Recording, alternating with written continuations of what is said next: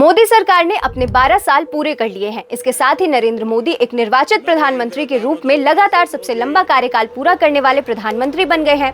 इससे पहले भारत के पहले प्रधानमंत्री पंडित जवाहरलाल नेहरू 1952 में हुए पहले आम चुनाव से लेकर 1964 में अपने निधन तक लगातार प्रधानमंत्री बने रहे। अब प्रधानमंत्री मोदी उनसे आगे निकल गए हैं, मगर सवाल ये है कि रिकॉर्ड बनाने के अलावा मोदी सरकार ने इन 12 सालों में क्या किया, आम भारतवासी को कुछ हासिल हुआ भी या नहीं।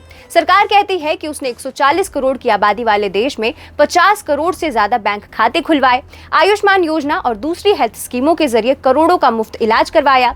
मोदी सरकार दावा करती है कि प्रधानमंत्री आवास योजना के तहत लाखों परिवारों को पक्के मकान दिए गए। अंत्योदय योजना से समाज के सबसे निचले और गरीब तबके को मुफ्त राशन भी दिया गया। सरकार ने 12 साल पूरा होने पर ऐसी 5 बड़ी योजनाओं का रिपोर्ट कार्ड भी जारी किया है, मगर सवाल ये उठता है कि सरकारी कामकाजों में जो बड़े बड़े दावे किए जा रहे हैं वो जमीनी हकीकत से मेल खाते भी हैं या नहीं। जनता के लिए दिल्ली से जो पैसा निकल रहा है वो गांव देहात तक पहुंच भी रहा है या नहीं, और पहुंच रहा है तो कितना। 80 के दशक में भारत के तत्कालीन प्रधानमंत्री राजीव गांधी ने कहा था कि दिल्ली से अगर 1 रुपए दिए जाते हैं तो जनता को महज 15 पैसे ही मिल पाते हैं। ऐसे में सवाल ये भी है कि 4 दशकों में हालात कितने बदले हैं। मोदी सरकार के 12 साल पूरे होने के मौके पर हम उन 5 सरकारी फ्लैगशिप योजनाओं का पोस्टमार्टम करेंगे जिनकी उपलब्धियां गिनाते सरकार थकती नहीं है। बेहद आसान और क्रिस्पी अंदाज में सरकारी दावों और जमीनी हकीकत के बीच तुलना करने की कोशिश भी करेंगे। तो चलिए शुरू करते हैं। एक वक्त ऐसा था जब बैंक में खाता होना किसी स्टेटस सिंबल से कम नहीं था। देश की आधे से ज्यादा आबादी के पास बैंक खाता नहीं था।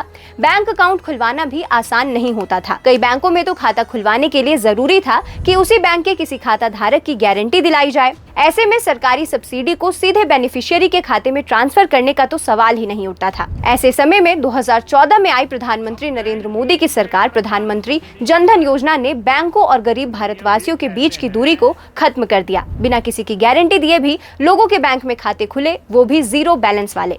बोले तो मिनिमम बैलेंस का लफड़ा ही खत्म। नतीजा ये हुआ कि तेजी से लोगों ने बैंकों में खाता खुलवाना शुरू किया। आज आलम यह है कि सरकारी आंकड़ों के मुताबिक 2014 से 2026 के बीच यानी 12 सालों में 58 करोड़ 30 लाख से ज्यादा जनधन खाते खोले जा चुके हैं।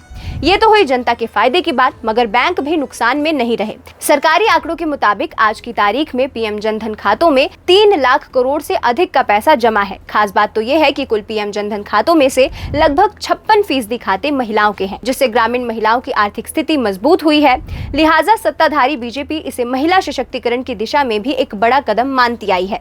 मगर पीएमजेडीवाई में सब कुछ फील गुड वाला ही हो, ऐसा भी नहीं है। एक्सपर्ट्स बताते हैं कि इस योजना के तहत खोले गए बहुत सारे खाते डॉर्मे हो चुके हैं, यानी लंबे समय से इस खातों में कोई भी लेन देन नहीं हुआ। दूसरा है आयुष्मान भारत योजना। गंभीर बीमारी किसी भी हंसती खेलती फैमिली की खुशियों पर ब्रेक लगा सकती है। गरीब परिवारों के पास तो कर्ज के दलदल में फंसने के अलावा कोई चारा भी नहीं बचता। गरीबों की इसी तकलीफ पर मरहम लगाने के लिए मोदी सरकार ने 2018 में दुनिया की सबसे बड़ी स्वास्थ्य बीमा योजना शुरू की। इस योजना को नाम मिला आयुष्मान भारत प्रधानमंत्री जन आरोग्य योजना यानी PMJAY। ये योजना गरीबी रेखा के नीचे जीवन यापन कर रहे परिवारों को हॉस्पिटल में कैशलेस इलाज देने की सुविधा थी। योजना में आने वाले परिवारों को 5 लाख तक की मुफ्त इलाज की गारंटी मिलती है। इस योजना की सबसे बड़ी खासियत ये है कि इसका लाभ सिर्फ सरकारी ही नहीं बल्कि प्राइवेट अस्पतालों में भी मिलता है। सरकारी आंकड़े कहते हैं कि साल 2018 से लेकर 2026 तक यानी 7 सालों में लगभग 55 करोड़ से ज्यादा लोगों को इस योजना के दायरे में लाया जा चुका है और अब तक करोड़ों लोगों का मुफ्त ऑपरेशन और इलाज भी हो सका है। इस लिस्ट में तीसरे नंबर पर है प्रधानमंत्री आवास योजना यानी PMAY। इस योजना ने झुग्गी या टपकती छतों के नीचे जिंदगी गुजारने वाले करोड़ों भारतीयों के सपने को साकार किया है। योजना ने आर्थिक रूप से पिछड़े यानी EWS कैटेगरी में आने को 45 मीटर तक की जमीन पर पक्का घर बनाने के लिए 2.5 लाख की मदद दी है।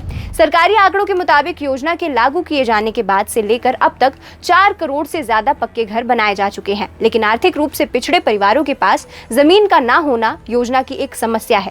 घर बनाने के लिए खुद की जमीन या पट्टा नहीं होने की वजह से EWS कैटेगरी के बहुत सारे परिवार इस योजना का लाभ उठाने से चूक जाते हैं। प्रधानमंत्री उज्ज्वला योजना जो इस लिस्ट में चौथे नंबर पर है। ग्रामीण भारत में माँ बहनों का आधा जीवन चूल्हे के धुएं में कट जाता था, जो उनकी सेहत के लिए खतरनाक भी था।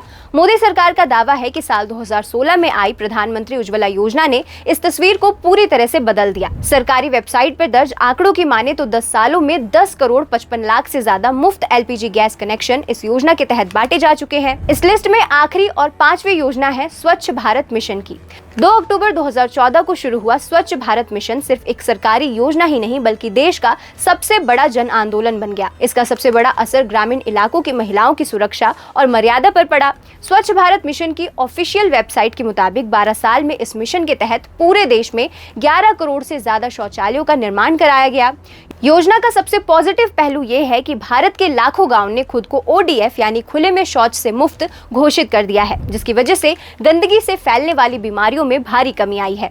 गांव में महिलाओं के लिए खुले में शौच करना असुरक्षा और अपमान का एक ऐसा चक्र था जिससे हर रोज उन्हें गुजरना पड़ता था, मगर इस योजना के बाद हालात काफी हद तक बेहतर हुए हैं। आखिर में बात कर लेते हैं कि ये योजनाएं कितनी पास और कितनी फेल हुई। इस बात में कोई शक नहीं है कि इन सभी योजनाओं की सबसे बड़ी ताकत रही टेक्नोलॉजी, जनधन, आधार और मोबाइल। इनके कॉम्बिनेशन ने भ्रष्टाचार को काफी हद तक रोक दिया है, जिससे जनता का भरोसा सरकार और सिस्टम पर मजबूत हुआ है। मगर साथ ही साथ इस योजनाओं की खामियों को भी वक्त रहते दूर करने की जरूरत है, वरना योजना का मकसद पूरा करना मुश्किल ही नहीं नामुमकिन हो जाएगा। फिलहाल इस मुद्दे पर आपकी क्या राय है, हमें कमेंट सेक्शन में जरूर बताएं।